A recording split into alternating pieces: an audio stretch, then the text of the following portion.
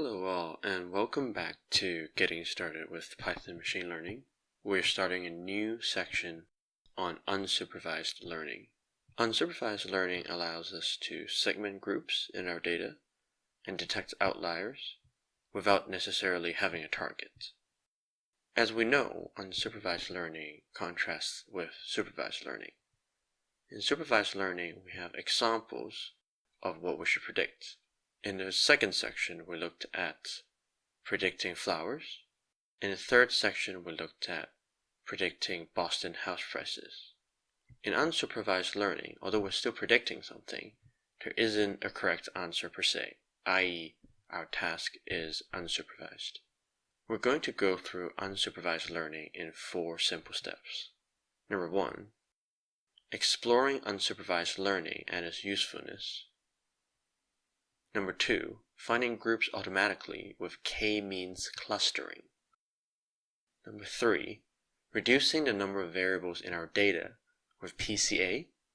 Number 4, smoothing out our histograms with kernel density estimation. Exploring unsupervised learning and its usefulness. I want to answer 3 questions. Number 1, what is unsupervised learning? Number 2, what is clustering? Number 3, what is dimensionality reduction? So I'm going to quickly answer these questions and then also show you a visual representation of clustering and dimensionality reduction.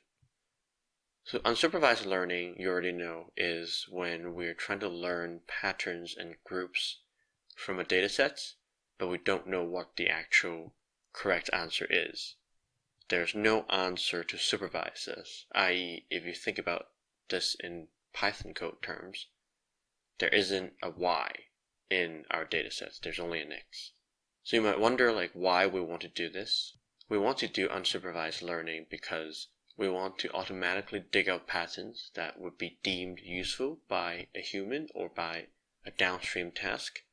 So a common thing to do is to do unsupervised learning on the features, so x in our Python example, and then feed the results of the patterns and groups and clusters that unsupervised learning has learned into a downstream supervised learning algorithm, where the supervised learning algorithm will learn on the clusters and the patterns and the groups instead of the original features. That's unsupervised learning. Clustering is very simple. Given a set of data, how do you find and group the data points into different clusters? So an obvious question there is, how do you know how many clusters there are?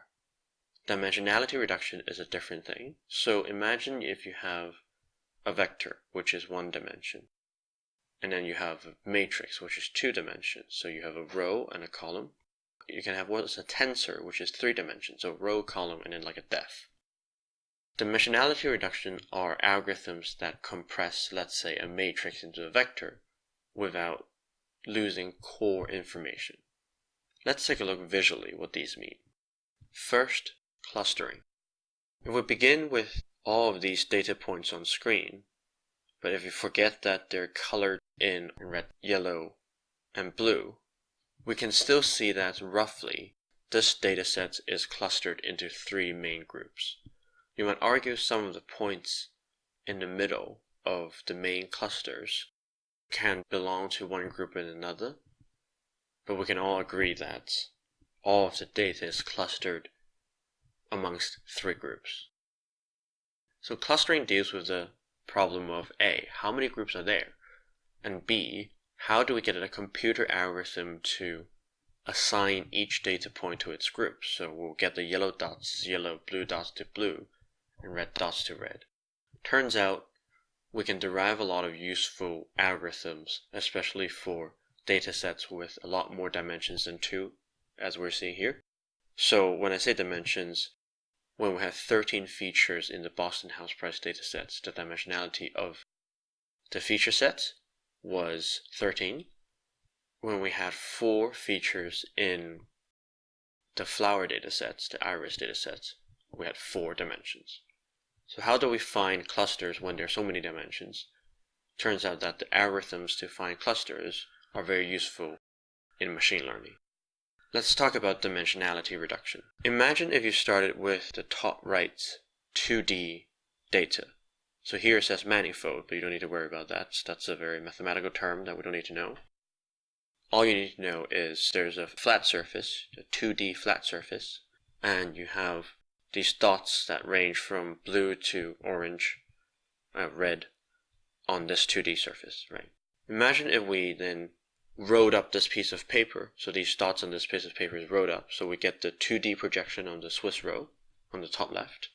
Again, you don't need to worry about what's projection. All we have is we wrote up the paper, and so we now have a 3D space of points, right? Because previously, whatever that is, each data point that is on your sheets is now wrote up and held in the air by your hand.